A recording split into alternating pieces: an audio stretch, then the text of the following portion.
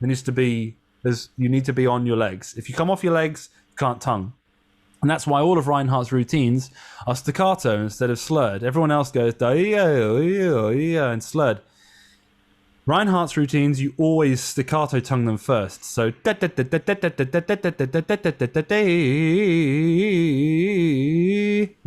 And the reason for that is that you can slur not like when you're off your legs. You can kind of slur anywhere. You can do whatever you like. But you cannot tongue if you're off your legs. It doesn't work. You get this, there's an air pocket happens between the teeth and the lips, and you don't get a clean attack. So you have to be with enough pressure on your face, play properly. And that's why he got you to staccato tongue everything. Even if you're going da da da da da da da da da da da da da da da da, because you can go da slurred off your legs, but you can't go da da da da da da da low, you know, with this set. So everything that I've been told about this, I'm just like, yeah, that makes so much sense to me. It's also logical, but the type thing is like, it's confusing. But as a teacher, I think it's really important because I know that I play different to most other people, and the way that some people play, like for example, a 3A, like Wayne, actually plays the trumpet completely the opposite to me. So when you're describing these, this is the amount of top, bottom. So for the sake of argument, we'll just ignore 1 and 2 because I don't want to confuse anyone. Very, very few trumpet players are 1 and 2, so don't worry. And the types, Reinhardt kind of got everyone confused. Type 1 is a dentist term. It's depending on how your teeth alignment are. But we'll talk about 3 and 4. Both type 3 and 4 are people we're at resting position. Their bottom teeth recede behind their top teeth, so you have an underbite, which is like pretty much all trumpet players. Yeah, pretty much all trumpet players have an underbite. It's quite rare to have an overbite. Sorry, yeah, I'm right, aren't I? Underbite, yeah. Overbite. Overbite is the top teeth over the. Sorry, apologies. Yeah, most people have an overbite. An underbite is type 2, and when the teeth meet perfectly like this, that's a type 1. And it's very rare. Both 1 and 2 are rare. An overbite, most people have an overbite, receded bottom jaw, right? Or at least the teeth recede behind the top teeth. And 3 is downstream. So anything 50-50 mouthpiece, lips in the mouthpiece, 60-40, 70-30, 80-20, and more top lip than bottom lip. And that means that the air goes down. Upstream is anything from, say, 60-40 bottom lip to top. So like you're blowing your hair up. And if there's more bottom in the top, that's what you get. So that's a type 4. So type 3 is downstream, type 4 is upstream, but they both have receded bottom jaws or an overbite. Now, the difference between a 3A and a 3B is that usually a 3A has a higher placement, so more top than bottom, but this isn't always the case. And as they ascend into the upper register, they pivot towards their nose, like this. And as they descend, they go towards their jaw. Pretty much all tuba players are 3As. And the reason for this is that the mouthpiece is so big, if they need to go low, and they're the opposite, which I'll get onto in a minute, and as they go lower, they push into their nose, right? They can't go any lower, but they can go higher, they pull down here. The reason tuba players are 3As is that to go lower, they pull down. A lot of trombone players as well, if you see them going to the pedal register, imagine where their teeth are, they go, wah, and the teeth, the lips go like this, down. And as they go higher, they go like this, which is like Wayne, Arturo Sandoval might love it. Lots and lots of people are 3As like that. 3B is the opposite, like Brian McDonald, Chris Villabarbara, Alan Mazzuti. And what happens is it's 50-50 to about 80-20, probably 70-30 top lip, so downstream. And as they go higher, they pull down towards their chin. As they go lower, they push up towards their nose. Okay? So that's called pivot classification 2. We're getting a bit wordy now. I appreciate that. So 3As, downstream, and they go towards their nose to go high. and they go towards their jaw to go low, or their chin to go low, not their jaw. 3 Bs, downstream, more top than bottom. They go towards their chin to go high and towards their nose to go low. And if you do this, you can go C, G, and then C, C, and you'll notice that you'll feel sort of inwards and upwards feeling going towards your nose if you're a 3A, or a downwards feeling if you're a 3B. Now a 4, like me, who's upstream, they always pivot towards their chin. They don't go up. So the reason I say I'm the opposite to Wayne is that Wayne is a 3A, so he has lots more top lip in than bottom, and he pivots towards his nose when he goes up. For me, I have a lot more bottom lip than top, and I pivot towards my chin to go up. John Faddis, Kat Anderson, Bud Brisboy, Doc Severinsen, Winton, all 4s. So it's kind of weird, but the beauty of this as well is that you can see different people, and of course within these types there are exceptions and there are like things that make it a bit complicated. But the beauty of this is that you can really get an understanding of what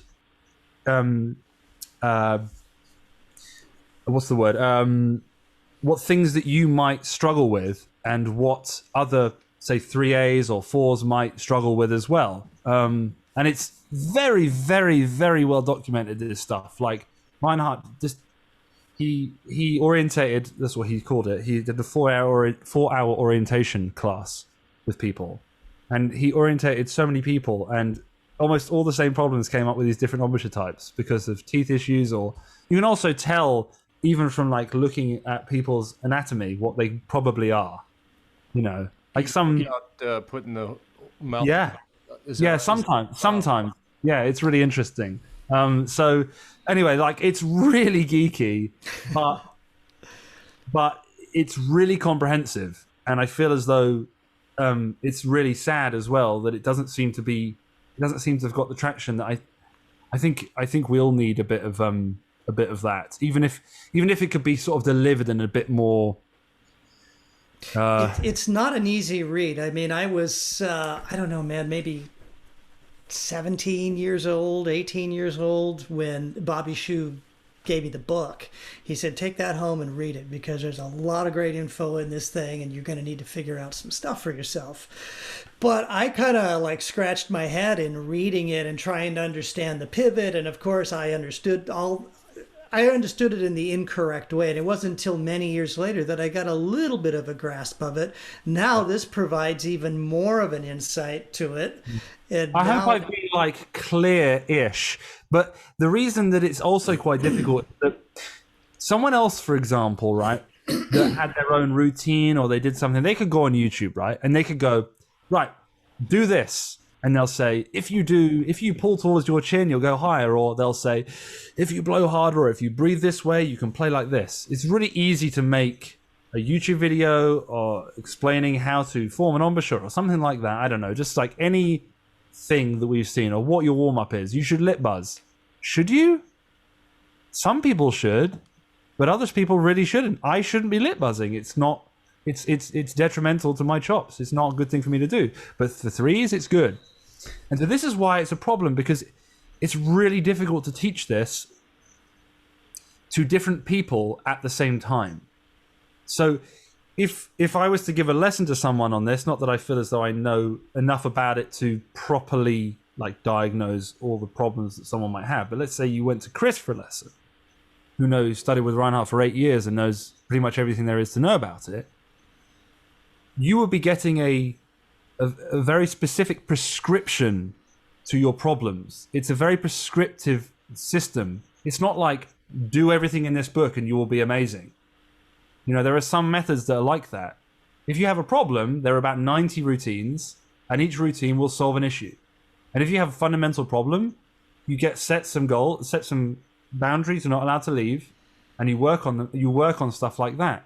And that's why it's complicated, because I was thinking about making a video about this, and I thought, how can I make a video about this without confusing everyone?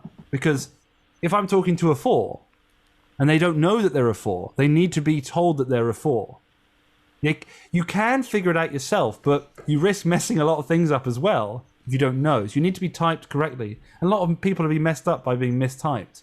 So it's really complicated to know how to explain this stuff to people when it's not a one-on-one situation. If it's a one-on-one situation, or even like just the three of us, I could talk, a little bit to Paul about it, a little bit to Bobby about it. We could figure out like what it is that, your situation is, and we could go through it like that. But speaking to 40 people about it when there's probably 7 or 8 of each type in there, right? Just you need to talk in more broad strokes.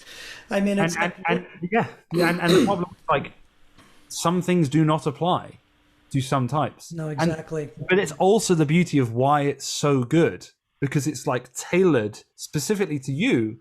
And there are some people like, I had some lessons with people that were 3As, and what they were telling me to do wouldn't have worked. It wouldn't have worked for me to do that, because I play the trumpet in the opposite way, and that's fine.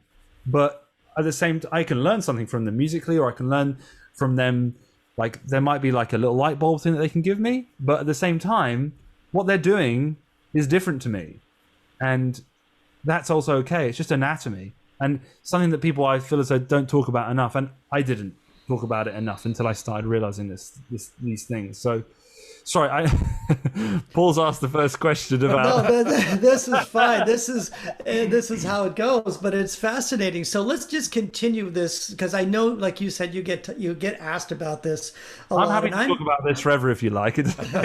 Well, I'm curious about. Wait, I need a beer first. Oh, I didn't show you my new trumpet. A friend of mine went to Mexico, and he brought me a really cool new trumpet. Yes. This is like, oh, yeah. It's almost gone. This is a... is that tequila? Tequila Trompeta Mexicana, it's called. Oh, yes. That's brilliant. And it doesn't matter. I like how it's just sat next to your desk, just there, just ready whenever you need it. Yeah, absolutely. Oh, you're talking about Reinhardt again. All right. Well, you don't want it to get too far away. Yeah. Exactly.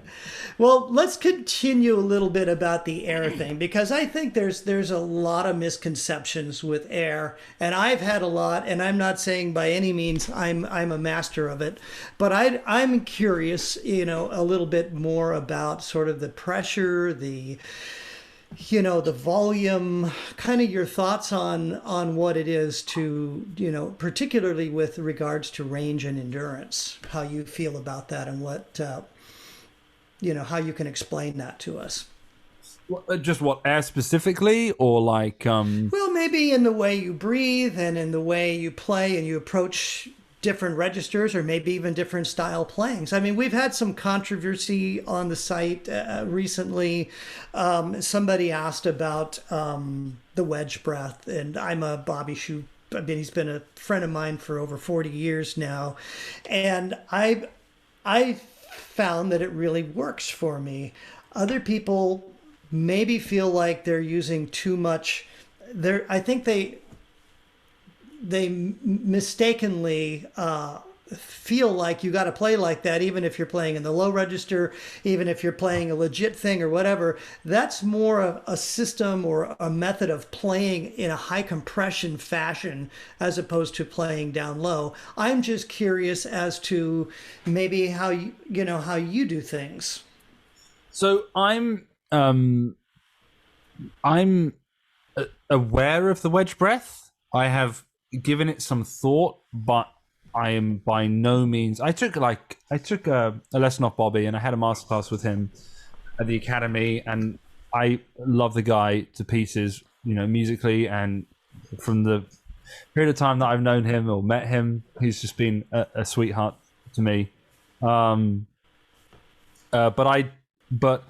I don't know enough about that to feel as though I can. No, and I'm not asking you to speak on that. I'm just asking you to speak on how what your approach is and what your thoughts are on it.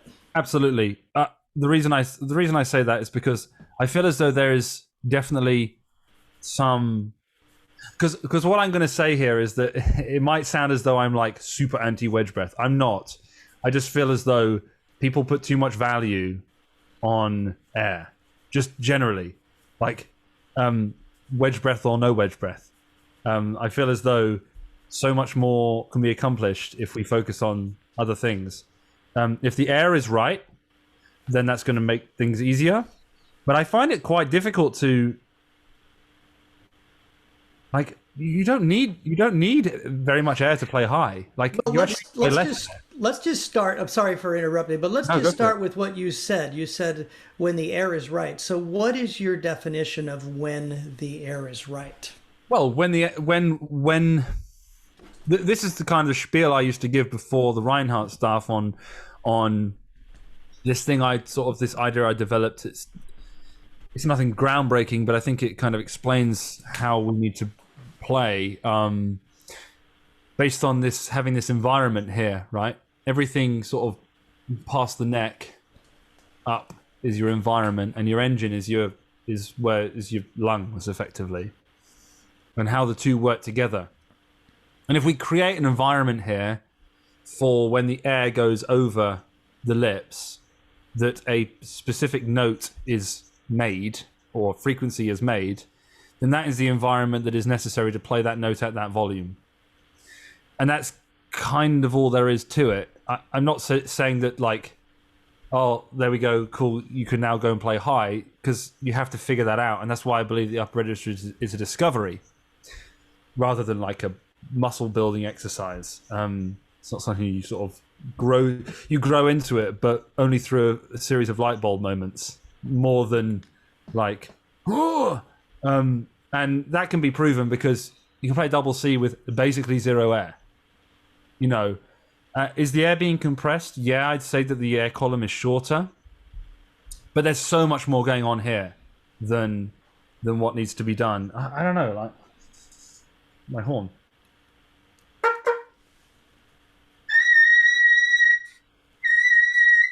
You know, that's basically no energy. I think energy is a better word than air anyway, because even though it is air, that's just energy synchronized, transferred onto my face with a certain amount of pressure, pivots in the right place, won't go into that. The environment on the oral cavity is correct, whether it's with a tongue type 1 or whatever you want to call it. The cavity is in the correct environment so that when the air or the energy goes over it, the double C comes out. The only thing you then need to do is turn the engine up and make adjustments to the environment for the note to get louder. I don't see it as anything more than that. Like, am I thinking that when I'm at the end